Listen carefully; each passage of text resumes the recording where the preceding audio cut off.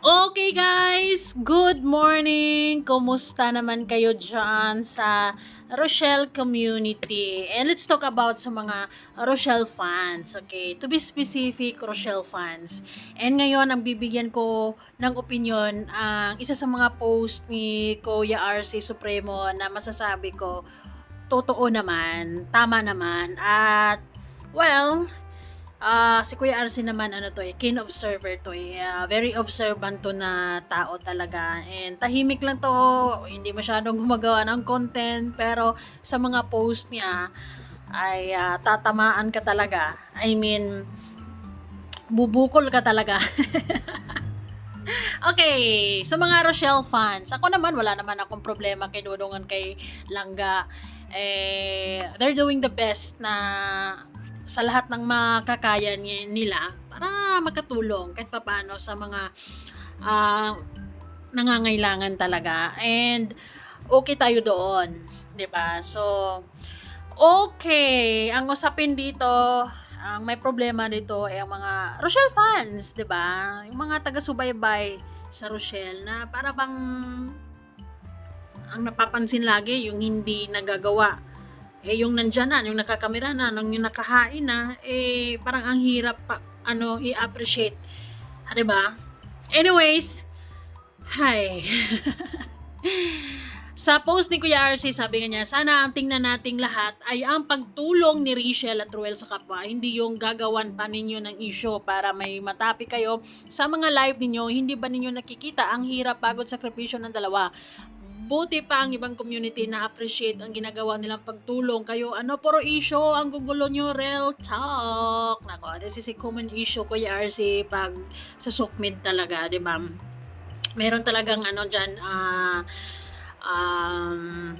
nonchalant. Ano bang tawag dito sa mga taong hindi naka-appreciate kung ano man ang effort, kung ano man ginagawa ng dalawa, pero laging napapansin yung negative, 'di ba?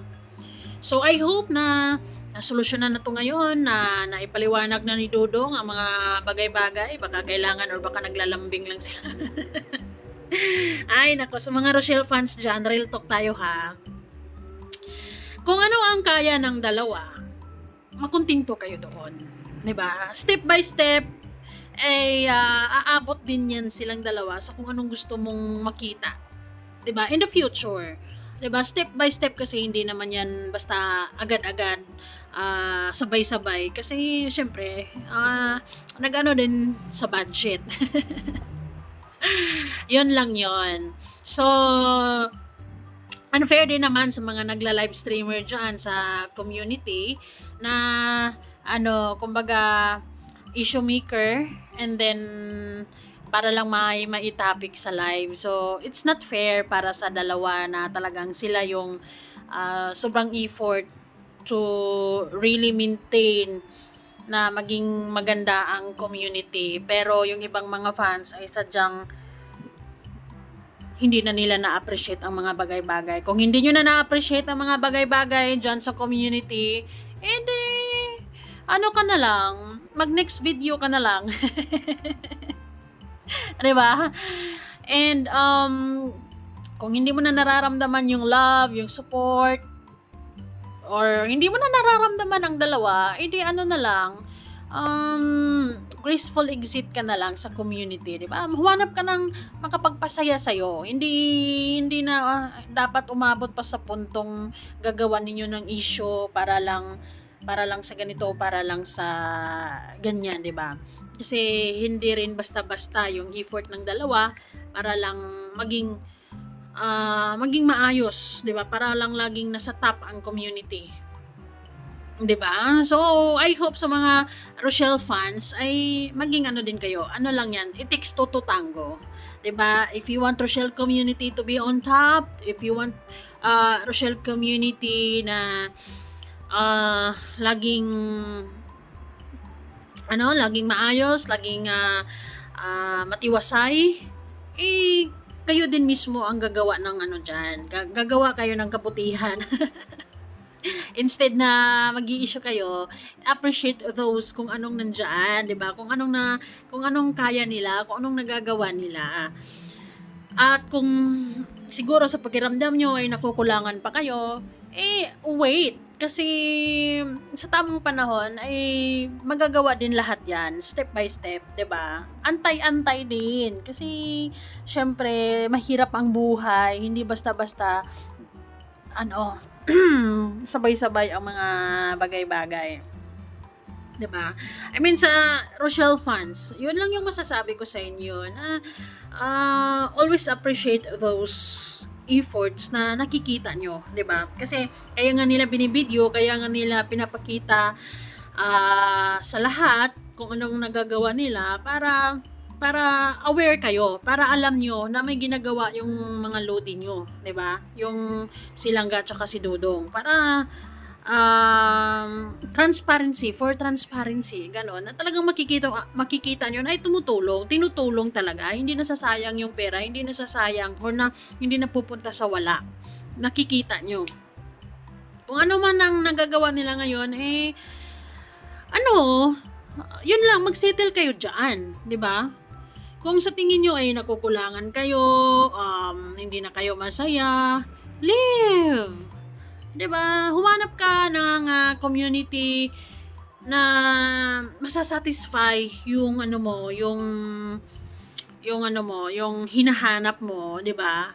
Yung magbibigay sa iyo ng 101% satisfaction na ay ito yung hinahanap ko. Ito yung dapat. Ito yung magandang panuorin. Kasi once na naging issue maker kayo dyan, 'di ba? Gagawa ng issue, hindi na kayo kontento, parang puro na lang inis, puro na lang ganito issue ang nakikita, puro na lang yung mga negative ang nakikita.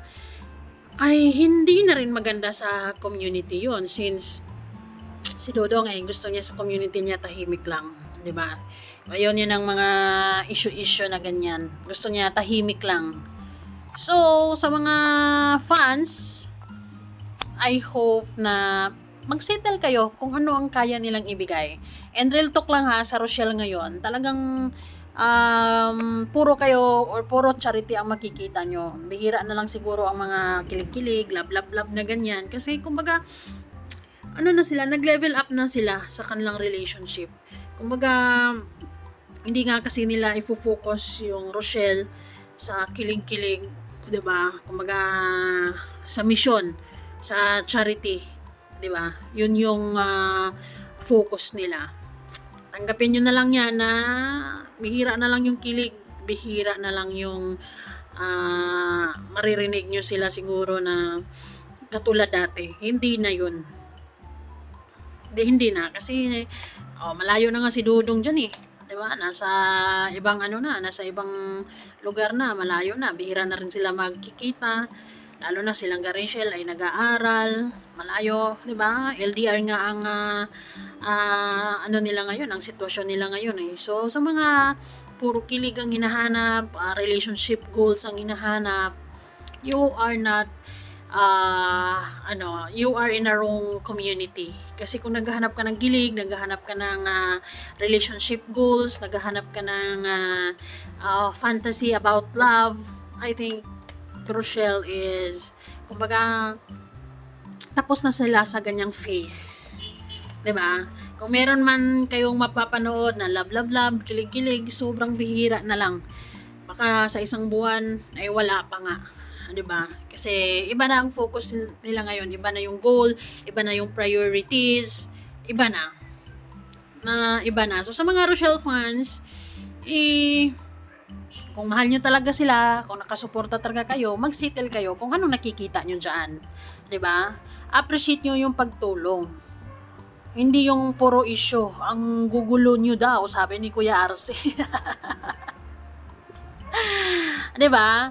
Kasi kung nag-aantay pa rin kayo ng kilig sa dalawa, bihirang-bihira na lang. Baka sabihin ko, baka twice a year na lang. Ganon. Bihirang-bihira na lang. Ilang buwan ba sila bago sila magkita, 'di ba? Ulit. Kasi nasa malayo sila ngayon. LDR ang peg nila. So, of course, sa relationship nila, kung meron man silang updates, na ipa-private na yan, di ba?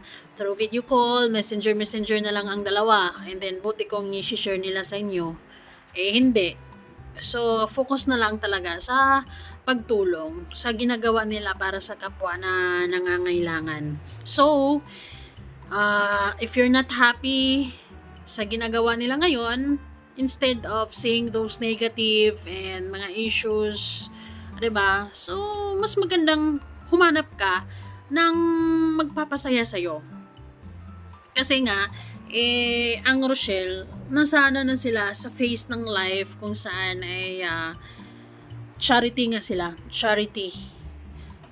So, sa pag-charity na ganyan, hindi na talaga na-focus or hindi na talaga may focus ng Rochelle ang kanilang love, relationship goals. Hindi na katulad dati. Pwera na lang siguro, sana, kung andyan si Dodong sa diet, so, madalas. Diba?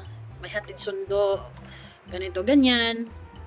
So, katulad ng sinasabi ni Kuya Arce, buti pa yung ibang community ay na-appreciate. Ang ibig niyang sabihin dito is yung na-appreciate ni Tikram.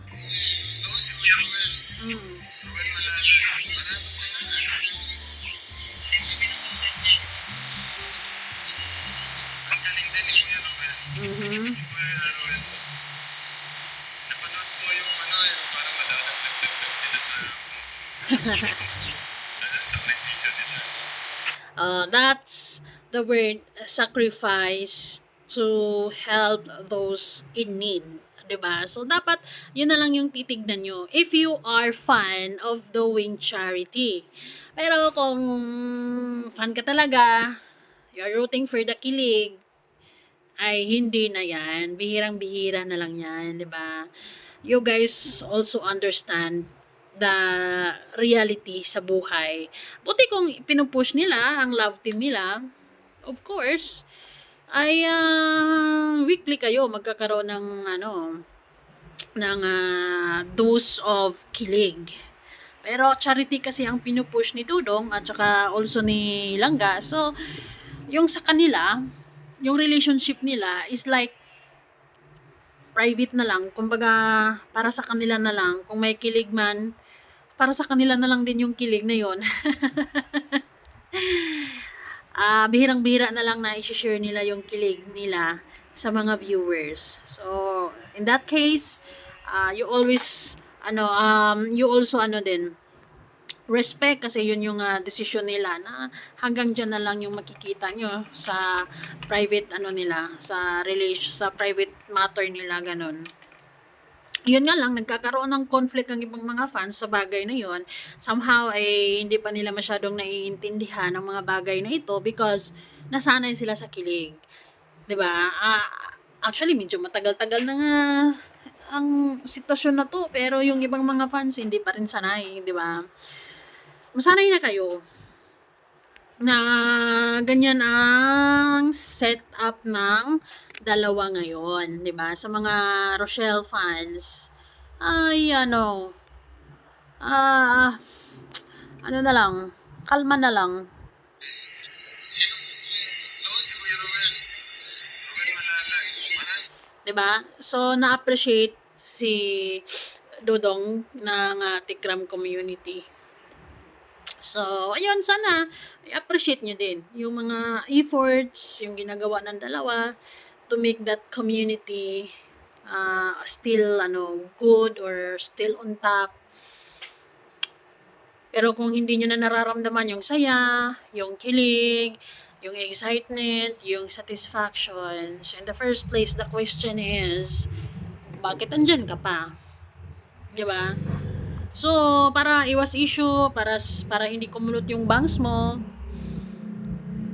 humanap ka ng ibang mapapanood mo na maibibigay yung kilig, yung satisfaction, at kung ano mang hinahanap mo dyan. Kasi sa Rochelle ngayon, talagang nasa na sila ngayon, kumbaga realidad, nabihira na lang ang kilig. sa kanila. Minsan na lang kung magkikita sila, kung dadalaw si Dudong dyan sa diet, siguro ganun. So, ayun lamang guys. Ayun, na-real talk kayo ng very, very light. Actually, bukol ka dito sa sinasabi ni Kuya RC. Sa mga Rochelle fans, di ba? Ganun lang, siguro. Yun lang yung napapansin ko din sa mga ibang mga fans. Manood na lang kayo. Panoorin nyo na lang kung anong meron dyan. Di ba? Thank you guys!